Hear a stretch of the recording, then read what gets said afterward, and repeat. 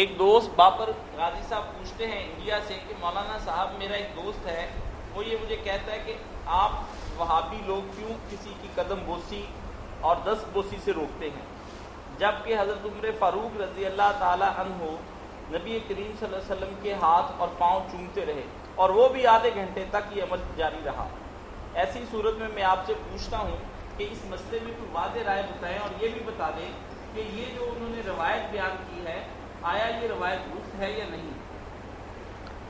یہ جو میرے بھائی پوچھتے ہیں ایسی روایتیں بہت سی لوگوں نے من گھڑت بنائی کہ آدھے گھنٹے تک وہ یہی کام کرتے ہیں۔ نہ حضرت عمر فاروق نے یہ کام کیا، جو بڑے لوگ تھے نا دین کو سمجھتے وہ نہیں ایسا کرتے۔ کوئی بدوی آتا تھا نا دیہاتی آدمی تو حضور کی یاد نہیں تھی کہ اس نے ہاتھ چوم لیا یا ایسا کیا تو ڈانٹنا شروع کر دے دفعہ ہو جا دور، ایسا نہیں کرتے۔ ٹھیک ہے، سادہ آدمی آہستہ آہستہ وہ دین سیکھ جاتے تھے، اور نہ یہ کفر شرک کیا، ایسا بھی نہیں کہ اگر ہاتھ چوم لیا محبت سے پھر کیا ہو۔ یہ سجدہ اور بات ہے، ہاتھ چومنا وغیرہ کوئی ایسا شرک نہیں۔ یہ تو یہی کہ اچھا آدمی میں نے محبت سے اس کے ہاتھ کو بوسا دے، اب بھی کوئی چوم لے کسی عالم کا ہاتھ کوئی ہے مولانا یہ پاؤں چومنا جو ہے یہ تو سجدہ کرنے کے مترادف نہیں، یہ بھی سجدہ کریں گے۔ سجدہ جو نا وہ زمین پر ماتھا رکھنے کا، جب یہ پیشانی زمین پر رکھے نا سجدہ اس کا نام ہے۔ یہ پاؤں وغیرہ چومنا قدم سے یہ سجدہ نہیں۔ وزر جب الگ یہ پیشانی جب زمین پر رکھے نا سجدہ وہ کرے۔ اگر توحید کے نقطہ نظر سے دیکھا جائے تو یہ جو ہے پاؤں کو چومنا مولانا یہ آج کل ایک انسان کی کیا تصویر نہیں، آج کل کے انسان کا کسی نے چوما بھی نہیں نا، رسول اللہ کے بعد کسی کا نہیں چوما، کسی نے کہنا ہمارا کہنا ہے رسول اللہ کا چوما۔ بالکل صحیح۔ رسول اللہ کی جو شان اور مرتبہ وہ بہت بلند ہے، اس لیے اگر لوگوں نے ایسا کیا تو کوئی برا نہیں۔ آپ تو اب تھوکتے تھے، اب دیکھیں نا ہم نفرت کریں گے، صحابہ کرام دوڑتے اپنے ہاتھوں پر لیتے تھے، اس کو منہ پر مر لیتے تھے۔ یہ محبت کی باتیں، شرک وغیرہ کوئی نہیں۔ انہوں نے حضور سے کبھی کچھ نہیں مانگا کہ آپ ہمیں یہ دے، سمجھ لیتے اللہ صاحب کو دے۔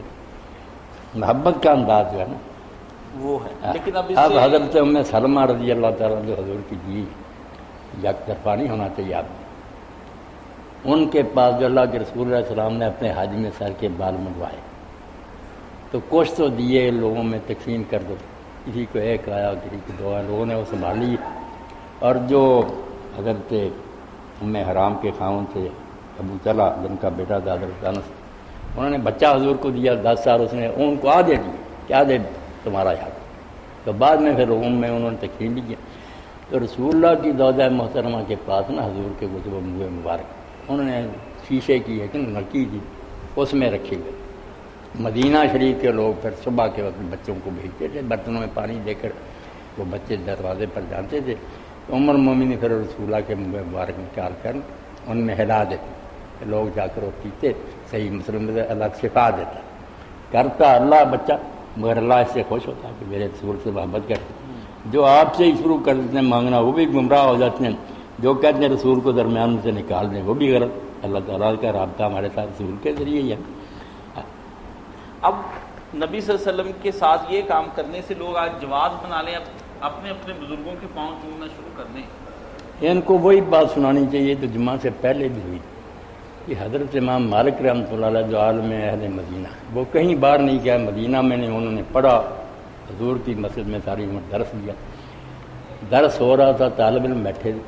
اب ایک شخص آیا، اس نے کہا کہ جن کا اثر ہے میرے گھر میں، تو اس طرح حملہ ہوتا بچی پر، تو آپ نے اپنی جوتی دے دی کہ یہ اس بچی کے سامنے جا کر افطار کر۔ انہوں نے جا کر وہ جوتی دکھائی تو جن نے کہا کہ میرا امام صاحب کو سلام کہنا، اور میں ان کے احترام میں جا رہا ہوں، زندگی بھر نہیں آیا۔ ان کی وفات کے بعد خیر اثر ہو گیا۔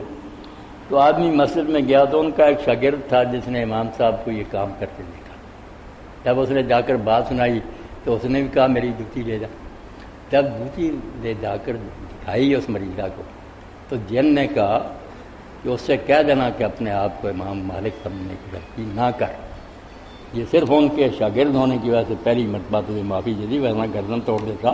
ہم جوتیوں سے ڈرتے ہیں، وہ تو امام تھے حضور کی حدیث کے عالم، ہم نے انکار دیا۔ انہیں یہ سمجھ لیا کہ جوتی یہ جوتی جو تم نے دکھائی ہے نا، اگر امام مالک کا شاگرد رہا میں نے گردن توڑ دی۔ آئندہ اپنے آپ کو امام مالک سمجھنے کی غلطی نہ کر۔ تو یہ جو ہمیں کہتے ہیں نا حضور کو اپنی طرح سمجھتے ہیں، ان سب سے کہنا چاہیے کہ تم اپنے آپ کو نہ جانو، حضور کی طرح نہ سمجھو. آپ کا اللہ مبارک، آپ کا جسم کا کپڑا، آپ کے منہ میں نبی کے تھے، تم وہ ہو. ایک طرف کہتے ہیں یہ وہابی کہتے ہیں حضور ہماری طرح کے، وہ انسان ہونے کی ایسی، ورنہ جو آپ کا مرتبہ مقام ہے کوئی مقابلہ اس کا کر سکے؟ کوئی نہیں. کوئی تجھ سا ہوا نہ ہوگا شاہ، کوئی پیدا نہیں ہوا، نہ ہونا ہی. تو کوئی نہ حضور والے منصب سنبھالے کہ میرا بھی جھوٹا پیو اور میرے جو ہے نا بال ہو اس طرح بر کے لیے برتو. حضور علیہ السلام کو اپنی جا رہنا کوئی بات ہوئی واضح. یہ آپ نے وہ بھائی جو انڈیا میں رہتے ہیں، میں ان سے یہ گزارش کروں گا کہ مولانا کی بات کو اگر اکٹھا کیا جائے تو یہ بات سامنے آتی ہے کہ اپنے آپ نبی کریم صلی اللہ علیہ وسلم کے ساتھ جو فعل صحابہ کرام نے کیا ہے وہ وہیں تک محدود ہے، اسے آگے نہیں بڑھنا چاہیے. نہیں، وہ آپ کے مرتبہ انہوں نے اپنی محبت میں کیا، کیونکہ نبی کریم صلی اللہ علیہ وسلم جیسا کوئی اور نہیں ہے دنیا میں، تو اسے جواز بنا کر ہم اپنے بزرگوں کے ساتھ قدم بوسی نہیں کی جا سکتی ان کی، نہ اس طرح آگے بڑھا جا سکتا ہے. بالکل. حدیث پاک میں میرے ساتھی آتا کہ ساگ، منہ کا تھوک، ناک کا پانی دونوں منہ پر مر لیتے، اپنے جسموں پر صاحب نہیں گرنے دیتے. یہ ساری بات اسی طرح سے اکٹھی کی گئی ہے کہ ہم نہیں نبی کریم صلی اللہ علیہ اندازہ بھی وسلم نہیں کاشف کر سکتے کہ انہوں حضور سے کتنی بات، جی جنہوں نے اپنا گھر بار چھوڑا، رشتہ دار چھوڑے، پردیس میں آ کر مدینہ بیٹھے رہے. اس لیے جو حج پر کتاب لکھی نا، آپ حج کیسے کریں، اس میں پھر لکھتے ہیں زیارت مٹی کے بارے میں. اب روضہ رسول ہی پاس ہے، قبریں بھی قریب ہیں، تو بہت اچھا شعر مناسب حال کا، جو تجھ میں نہ جینے کو کہتے تھے ہم، اسی عہد کو وفا کر. یہ 10,000 دفن اپنے وطن چھوڑے گا یا تیرے قدموں میں دفن. نادان لوگ ہیں جو آپ کو اپنے کام پر نہیں رکھتے، کیوں یہ برابری کرتے. اللہ بھائی پہ یہ واضح ہو جانا چاہیے کہ یہ اب جو کرے گا میرا کیوں، یہ میرا بھی پیو جھوٹا. دو شاید میں سے ایک بات، یا تو اپنے آپ میں وہ تکبر میں ہے کہ میں بڑا ولی، یہ ویسے بربادی ہے اس کی. تجھے کیا پتا ولی ہے، یہ شیطانی خدا کے دانے صاحب. اور اگر کوئی سمجھتا ہے یہ ولی ہے، اس کا خیال ہی نہیں، وہ کیا جانتا اندر سے یہ کیا باطن تو چھپا ہوا. اللہ مستر اور آتنا وہاں میں رہو. یہ دعا پر چلنا چاہیے کہ جو ہمارے چھپے ہوئے ہے بنا اللہ اس کو چھپائے رکھنا، اور جو خطرے کے مقامات ہیں وہاں سے ہمیں بچا کر